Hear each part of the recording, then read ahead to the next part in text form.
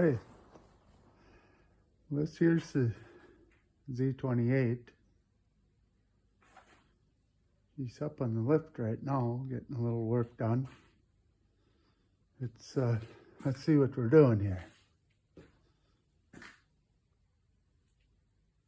We decided to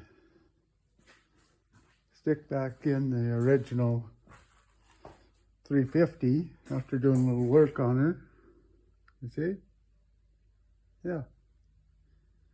It's coming along, that part. Hard to see in there, but I was going to get the VIN number on it, but it's a little high up in the air, so that ain't going to happen today. But let's see. We got new headers on. Yeah, we done the rear end here a little bit ago, not too long, so that's been done. Yeah, well, this is what we got for now.